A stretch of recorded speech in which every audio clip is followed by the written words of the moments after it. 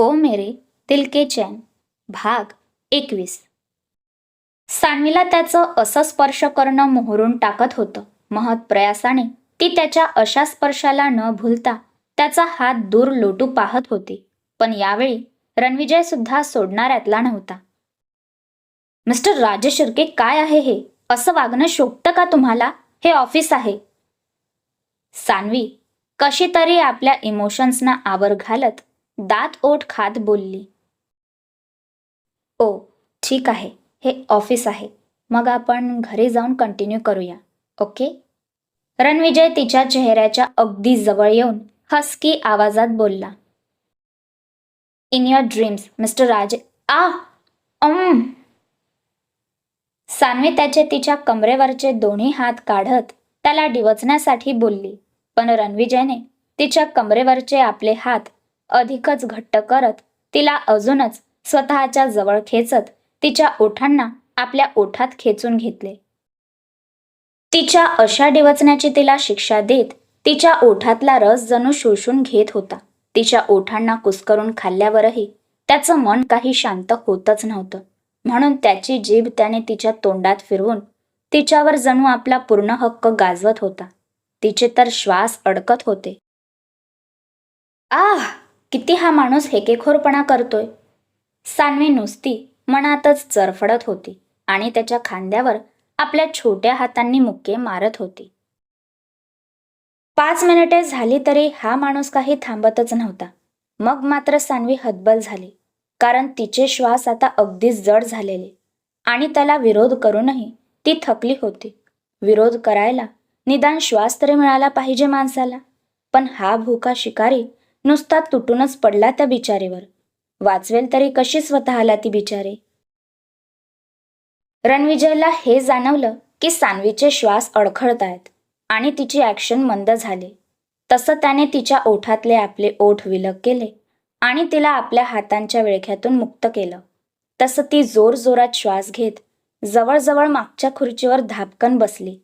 तिची ती हालत बघून रणविजय स्वतःच्याच वागण्यावर चिडचिड करत स्वतःवरच चरफडत होता. आय सॉरी बेब्स, पण मी मुद्दामून नाही केलं. It was just happened. Ranvijay तिच्या काळजीप्रती तिला समजावण्याचा प्रयत्न करत तिच्यासमोर टेबलवर हात ठेवून वाकून बोलत होता.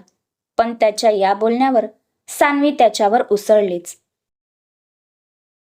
What just happened? तुम्ही काय वागताय, कसे वागताय याचा तुम्हाला स्वतःला तरी ताळमेळ लागतोय का? आता तर जीव घ्यायचाच बाकी ठेवलात माझा. सान्वी स्वतःचे श्वास कंट्रोल करत कशीबशी बोलली. मला तुझा जीव नाही, तू सर्वार्थाने हवी आहेस. रणविजय तिला शांतपणे बोलला. तिने जीव घेण्याची भाषा आवडली नव्हतीच त्याला, पण त्याला तिला अजून रागाला नाही आणायचं होतं. पण मला तुमचा हा बदल काही एक समजत नाहीये. डिवोर्स पेपर्सवर माझी साईन घेऊनही तुम्ही ते पेपर्स कोर्टमध्ये सबमिट न करता तसेच ठेवून देता आणि आता 1.5-2 महिन्यानंतर येता आणि मला पुन्हा नांदवू पाहता. म्हणजे मी काय समजावं? मला काही तुमचं हे कोडं उलगडत नाहीये, त्यामुळे जे काही आहे ते स्पष्ट सांगा. सान्वी वैतागून बोलत होती.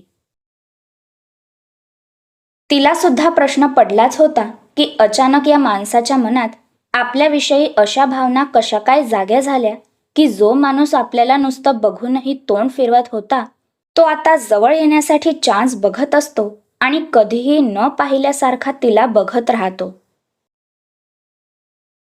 तुला ती रात्र आठवते ना, ज्यावेळी आपण पहिल्यांदा शरीराने एक झालो होतो? असं बोलून रणविजयने मध्येच पॉज घेतला. क्षणातच ती सकाळ सान्वीला आठवली, जेव्हा ती रणविजयच्याच बरोबर एका बेडवर एकाच ब्लँकेटमध्ये पूर्ण ओपन होती. त्या आठवणीसरशी तिच्या सर्वांगावर काटा आला आणि धडधड काहीशी वाढली. तिच्या अंगावर सरकन काटाच आला त्या आठवणीने. तिची त्याच्यावरची नजर जराशी गडबडली.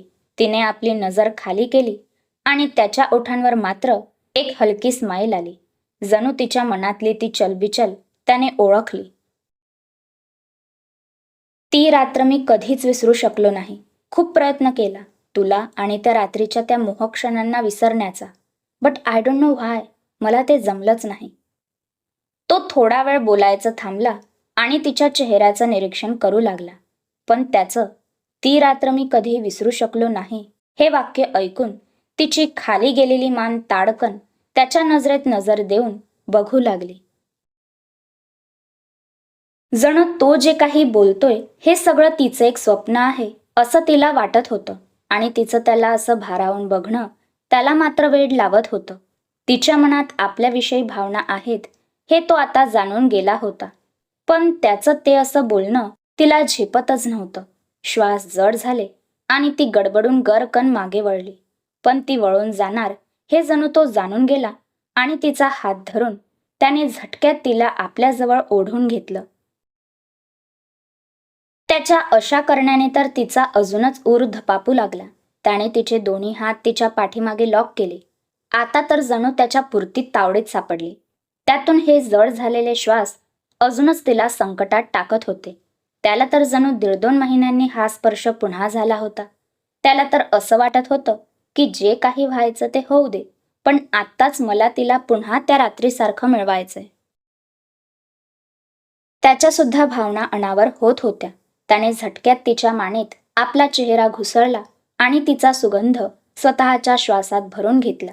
हा तोच सुगंध होता जो त्या रात्री त्याला क्षणाक्षणाला पेटवत होता आणि आता तोच सुगंध पुन्हा त्याच्या श्वासातून त्याच्या शरीराच्या अंग प्रत्यंगाला चेतवत होता. हळूहळू तो आपली सर्व सेन्सेस हरवून बसत चाललेला. आपल्याला सगळं हळूहळू करायचंय. या प्रोसेसला तिची संमती असल्याशिवाय आपण नाही पुढे जायचं हे तो साफ विसरला आणि फक्त तिच्या स्पर्शात तो बेधुंद होत चाललेला. ती सुद्धा त्याच्या त्या धुसमुसळेपणामध्ये हरवत होती. काही क्षण असं वाटायचं की थांबवावं सगळं, पण मग पुन्हा त्याच्या स्पर्शात वेडावत जात होती. मानेवर फिरणारे त्याचे ओठ, तिचा सुगंध ओढून घेणारं, तिच्या मानेत घुसळणारं त्याचं नाक तिला एका वेगळ्याच स्वर्गसफरीवर नेत होतं. हे सगळं ती सहन करतच होती की त्याने आता त्याची जीभ तिच्या मानेवर फिरवायला सुरुवात केली. उफ, हा माणूस 2 क्षण शांतता मिळूच देत नव्हता. काय करावं तरी तिने बिचारीने. तेवढ्यातच दारावर टकटक झाले आणि दोघांचीही तंद्री भंग पावली. ती जणू खाडकन वास्तवात आली आणि तो सुद्धा. पण त्याला त्याच रमणीय क्षणातच रमून राहायचं होतं. पुन्हा टकटक झाली. तिने त्याच्या त्या मगरमिठीतून स्वतःला सोडवण्यासाठी जोरात हालचाल केली. मिस्टर राजेश शिर्के, सोडा मला, कोणीतरी आलंय दारावर. ती घाबरून स्वतःचे हात सोडवण्याचा प्रयत्न करत होती जे त्याने तिच्याच पाठी लॉक केलेले. असं करताना पुन्हा तिचा ऊर धपापत होता. दारावर जे कोणी असेल ते दार उघडून आत आलं तर काय, पण हा माणूस काय सोडतच नव्हता. तिचा धपापणारा ऊर त्याच्या छातीला जणू भेदत होता. त्यामुळेच त्याची अवस्था हतबल झालेली. नाहीच तिला दूर होऊ द्यायचं होतं. किती दिवसांनी हे सगळं मिळालं होतं त्याला. असा कसा जाऊ देईल? जो कोणी असेल तो थोड्या वेळाने कंटाळून निघून जाईल, but let me now concentrate on this, असं तिच्या डोळ्यात बघत म्हणत त्याने आपला चेहरा तिच्या त्या धपापणाऱ्या उरावर ठेवला. तिथे त्याच्या ओठांचा स्पर्श होताच एक जणू विजेचा करंट बसावा तशी सान्वी 3 ताड उडाली आणि आतापर्यंत तिच्या हातावरची घट्ट असणारी पकड सैल झाली आणि ती झटक्यात त्याच्यापासून लांब झाली. दोघांचेही श्वास जड होते आणि दोघेही एका वेगळ्याच शॉकमध्ये होते. ती बेधुंद रात्र आता रणविजयला प्रकर्षाने आठवत होती. प्रत्येक क्षण आणि त्या प्रत्येक क्षणात त्याची वाढत गेलेली अगतिकता, तिच्या स्पर्शाने वितळलेला तो अगदी अगतिक झालेला तिच्याशी संग करण्यासाठी. आता सुद्धा तसंच झालेलं. ती दूर झाल्यावर तो धाडकन खुर्चीवर बसला, जणू काही तिने स्वतःपासून दूर करून त्याला शक्तिहीन केलेलं. Don't go please. रणविजय आपल्या खोल हस्की आवाजात तिला विनवणी करत बोलला. तिने गरकन वळून त्याच्याकडे बघितलं. त्याच्या आवाजातली कंपनं तिला जाणवली.